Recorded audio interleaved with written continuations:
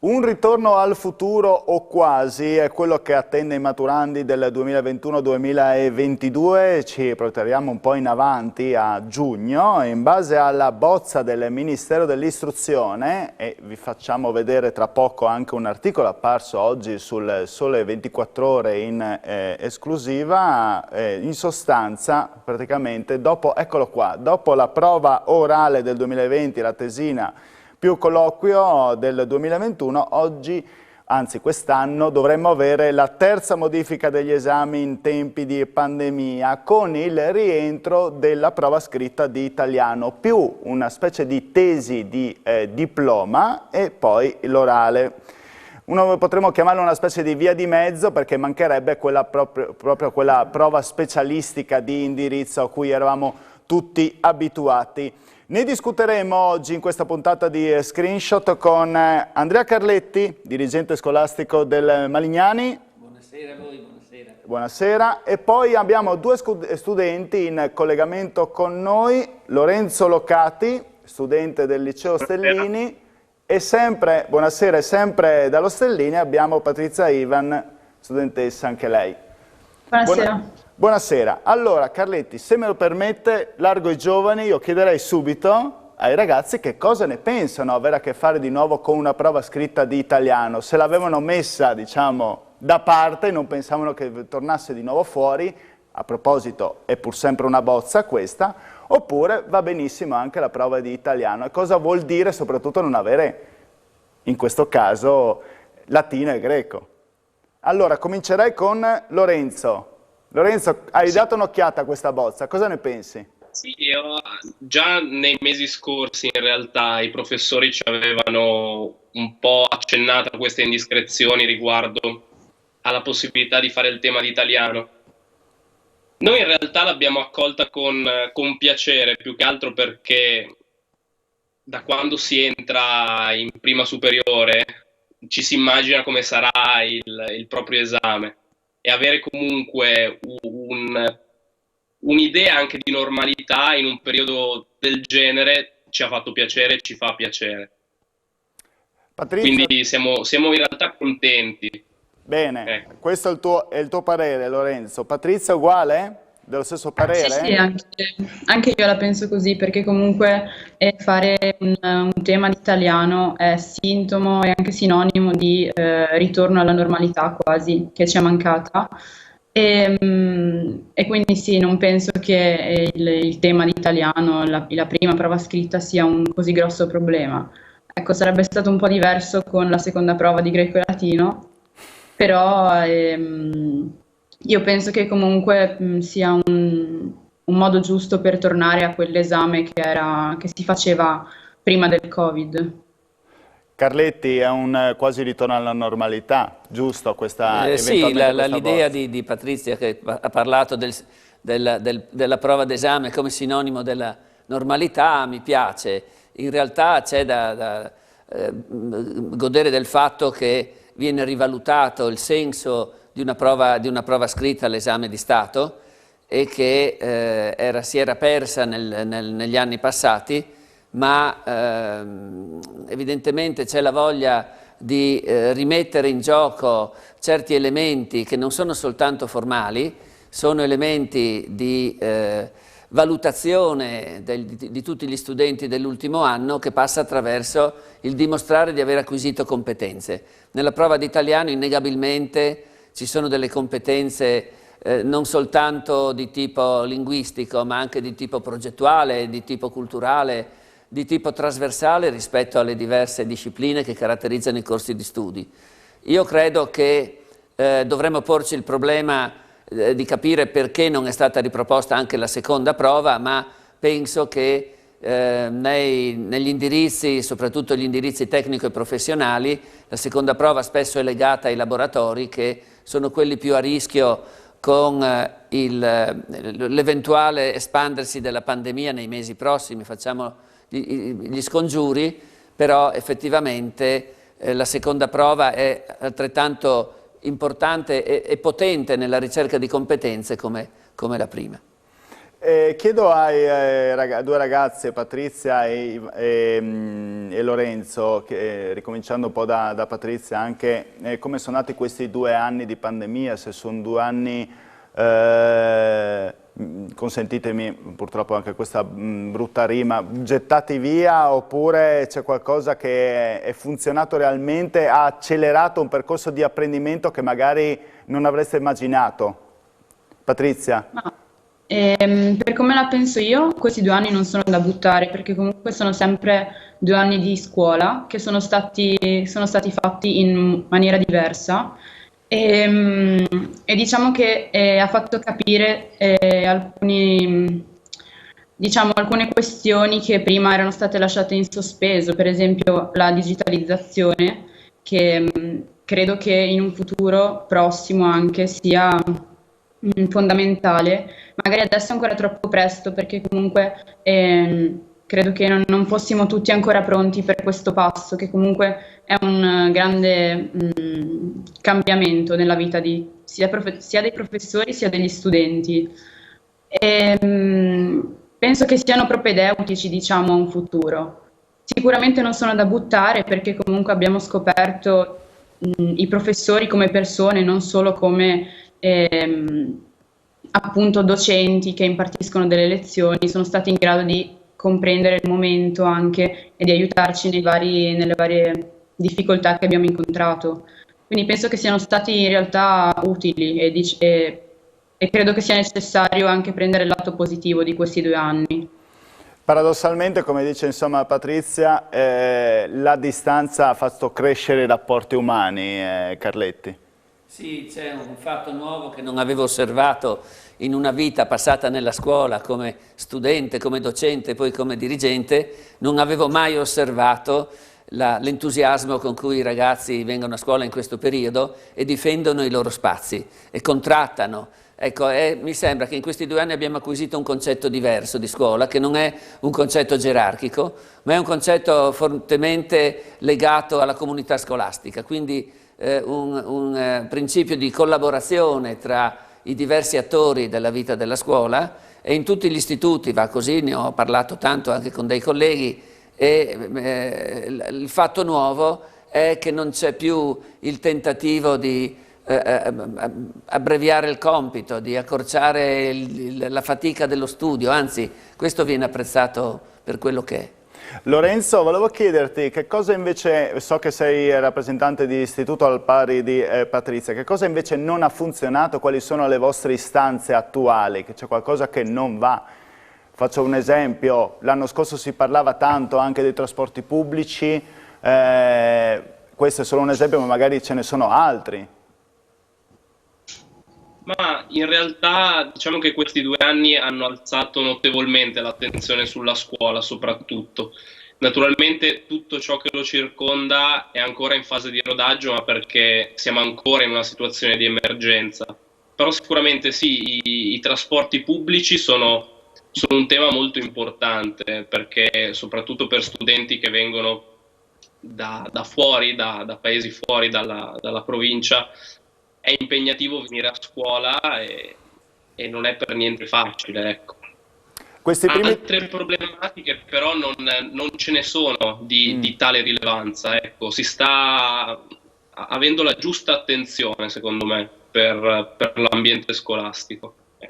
Chiedo a entrambi, fortunatamente, anche se i contagi sono elevati, ma l'ospedalizzazione è più bassa rispetto all'anno scorso, non siamo in zona arancione o zona rossa, che di questi tempi lo eravamo l'anno scorso, quindi non siete didattica a distanza. La didattica a distanza vi manca o preferite andare proprio a scuola perché lì è il luogo migliore per imparare? Tutte e due mi accogliete con un sorrisino però, Patrizia, chiedo a te. Beh, io devo dire che sono una delle persone più felici del mondo a tornare a scuola, perché sì, la DAD va bene, ha portato aspetti positivi, però comunque non ha niente a che fare con la presenza, anche il semplice fatto di stare vicino ai propri compagni, di vedere il professore solo a 1 metro di distanza. diciamo che c'è più entusiasmo nell'andare a scuola in questo modo, mentre prima solo accendendo un computer, diciamo che si perdeva un po' quello che era il vivere la scuola, quello che era vivere anche l'adolescenza. Lorenzo? Perfettamente d'accordo. La didattica a distanza deve essere solo un mezzo in questo momento supplementare. Come ha detto il dirigente Carletti, la didattica a distanza ha rafforzato questo senso di appartenenza per la scuola. E Patrizia ha espresso benissimo anche quello che penso io e che pensano anche i miei compagni, perché non ha alcun prezzo poter vedere i propri compagni ogni giorno di nuovo e il professore ogni giorno. Quindi non ci manca, ecco, assolutamente.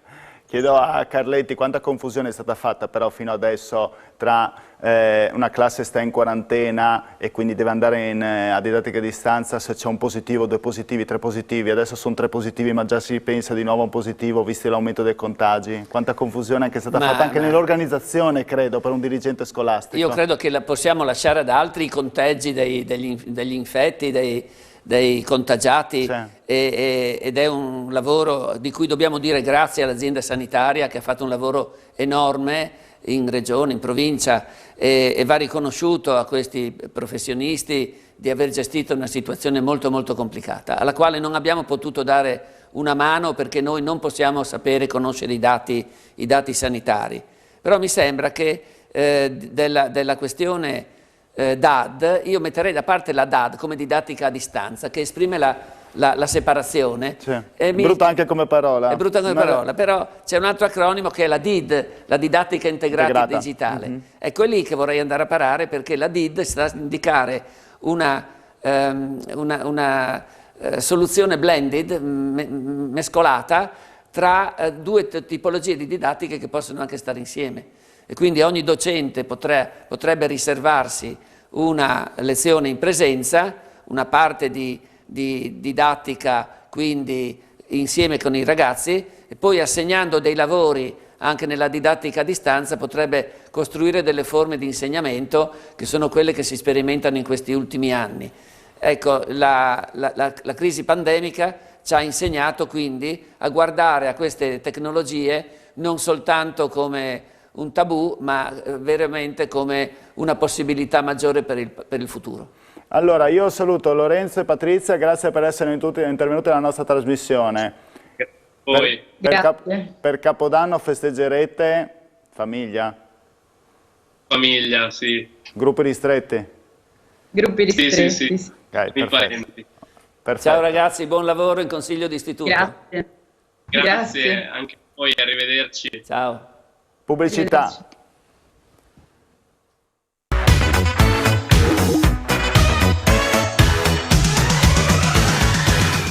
Eccoci tornati alla seconda parte di Screenshot, si parla di scuola, ritorno al futuro quasi, perché si parlava di esami di maturità, ma quelli li lasciamo alla prima parte e a giugno parliamo più del presente insieme a Andrea Carletti, preside del Malignani, dirigente scolastico, anzi bisognerebbe dire così. Carletti, analizziamo un momento questi 2 anni anche di pandemia, se dovessimo fare un bilancio. Si è parlato tanto, abbiamo detto anche con i ragazzi, trasporto scolastico, trasporto pubblico, i banchi a rotelle a un certo punto sono spuntati. La didattica a distanza, adesso si parla di didattica integrata, insomma ne è passata di acqua sotto i ponti. Ne è passata di acqua sotto i ponti e abbiamo imparato tante cose, nel bene e nel male.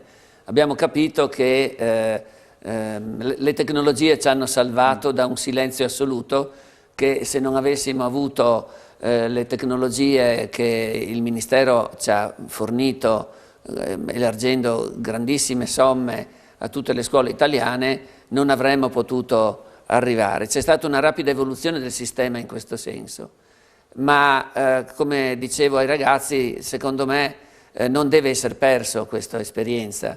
È un'esperienza significativa, è un'esperienza che ha sviluppato in tanti docenti una sensibilità diversa per la presenza con i propri allievi. L'idea di far partecipare i ragazzi non passivamente attraverso i mezzi informatici e organizzando il lavoro didattico assegnandolo a loro che lo restituiscono poi in classe, in presenza o anche su piattaforma. Ecco, questa è una forma nuova che non avevamo praticato a sufficienza, o perlomeno soltanto in forma sperimentale. Credo che oggi però ci sia questo fantasma che gira per il nostro immediato futuro, e cioè quello di una possibile passaggio alla zona arancione, che riporterebbe, come benissimo ha detto Lorenzo dell'Ostellini, ha detto che il problema dei trasporti sarebbe significativo, perché credo che in zona arancione cambi la percentuale degli ammessi sui mezzi di trasporto. Dall'80 al 60 dovrebbe essere. Adesso sarebbe carino che magari anche dalla regia, se ce la fa questo miracolo a cercare le zone arancione, cosa vorrebbe dire? Perché ci sembra anni luce indietro, sono passati pochi mesi da essere in zona arancione, ma cosa vorrebbe dire tornare in zona arancione? Il numero, sono 280 i ricoveri nell'area Covid, dovrebbe essere sui 350-360, quindi mancano comunque 80 numeri, che sarebbe l'unico dato che in questo momento, perché l'incidenza è molto elevata, terapia intensiva abbiamo superato il 15%, l'unico numero che deve essere superiore al 20%, lo ricordo a tutti, è quello degli ospedalizzati, ma siamo ancora un po' lontani. Però se dovesse arrivare la zona arancione... La differenza speriamo non venga fatta dai veglioni di Capodanno, che sono un luogo difficilmente controllabile. Sia senso di responsabilità bisogna avere. Sì, bisogna che veramente ognuno di noi come cittadino e cittadine abbiano il senso di responsabilità di proteggere se stessi e di proteggere anche i familiari. Quindi lei è molto preoccupato se dovesse tornare in zona arancione, anche per i trasporti, soprattutto per i trasporti pubblici? I trasporti pubblici sarebbe un grosso problema in una scuola come la mia, che ha più del 60% di pendolari. Questo penso che riguardi la maggior parte delle scuole cittadine e delle scuole della provincia. Credo che a Pordenone anche ci sia un grande afflusso di studenti, a Trieste forse di meno. Gorizia ha una sua problematica, però mi sembra che non sia così impellente il problema trasporti, come invece nelle due province più occidentali. Credo che bisogna mettere in previsione, senza che questo diventi un ennesimo shock, mettere in previsione la possibilità di ripartire con la didattica a distanza. L'abbiamo fatto in queste ultime settimane, quando una classe veniva messa in quarantena, e abbiamo fatto con una certa facilità la conversione tra la didattica in presenza e la didattica online. Abbiamo anche individuato la via intermedia: quando alcuni ragazzi devono stare a casa e altri sono a scuola, è possibile organizzare delle attività comunque molto significative. Ecco, di tutto questo discorso delle quarantene, anche degli isolamenti di cui si è parlato in questi giorni, che sta discutendo lo stesso Comitato Tecnico della Sicurezza, no quarantene per quelli che hanno ricevuto terza dose, le chiedo un tema di attualità, lei si è fatto un'idea su questo? Ma anche perché potrebbe andare a inficiare lo stesso personale scolastico. Cioè... Sì, però ecco, sugli aspetti sanitari io davvero non voglio scendere nel dibattito, perché nella mia posizione come dirigente di una scuola molto frequentata e molto numerosa, entrerei su cose su cui non devo esprimere giudizi, ma devo soltanto applicare come norme dello Stato e da buon funzionario. Questo l'ho detto ai docenti Novax quando mi chiedevano di essere largo di manica, oppure l'ho detto agli studenti quando avevano... Ecco, bisogna capire che ci sono delle norme che vanno applicate, e poi tutto il resto è un dibattito che può seguire, ma da cui non bisogna mai travalicare quello che è scritto nelle leggi. Ecco, oggi ho letto che alla fine la conta si farà il 10 gennaio per quanto riguarda le sospensioni, se ci dovessero essere. Voi avete fatto il conto di quante persone rischiano da voi di essere sospese perché appunto non hanno deciso di non immunizzarsi? E questo, parlo di professori al pari di anche personale ATA, perché anche quello è un altro tipo di problema, e vista una scuola così grande come la vostra, con tanti ingressi che devono essere consentiti ai ragazzi per poter entrare in totale sicurezza, se questo rischia anche di mettere a serio rischio il funzionamento della scuola. Scusate, il lavoro di questi giorni è stato abbastanza impegnativo, perché avevamo un certo numero di docenti che erano ormai abituati a gestirsi a pieno ritmo i tamponi, Sì. e quindi ad avere un Green Pass comunque rinnovato 2 volte o 3 volte alla settimana, a seconda dell'orario delle lezioni che toccava a loro, mentre col passaggio alla vaccinazione obbligatoria è arrivata il giorno 15, 16, forse 16 di dicembre, una nota per noi importante, applicativa del direttore generale Versari, che ha dato precise indicazioni su quelle che erano i passi da fare. Certamente prima c'è una presa d'atto che la persona non è vaccinata, quindi gli si dà 3 giorni per ricevere una notifica di una situazione particolare, Sì. poi gli si dà 5 giorni per rispondere, insomma tutta una serie di gradualità che porteranno dopo l'Epifania, probabilmente nella maggior parte dei casi porteranno la definizione di eventuali sospensioni. A me dispiace, perché tra le persone che hanno scelto una strada... C'è un numero più o meno? Ma Si parla di poca unità o c'è un numero abbastanza... No, è un numero molto piccolo. Ok. Io penso che potrebbero stare su una mano. Ok. Non voglio dire 5, ma siamo Certo. lì vicino, insomma. E lì non c'è il rischio comunque, cioè riuscirete a tamponare questa difficoltà di non avere il professore con dei sostituti? Questo è un problema, perché il problema vero non è... la legge ci permetterà di trovare dei supplenti. Il problema è che gran parte delle graduatorie sono esaurite, sono in via di esaurimento, ma questo lo notiamo poco in Friuli Venezia Giulia. I miei colleghi di Parma e di Ancona con cui ho parlato mi parlano di elenchi di supplenti che sono esauriti da mesi, e quindi già in corso di autunno hanno avuto il problema di lasciare tante classi scoperte. Quindi diciamo questo è uno dei grandi problemi che dovrà affrontare da subito, dal 10 di gennaio, anche per quanto riguarda il personale degli amministrativi, dei tecnici. Sì.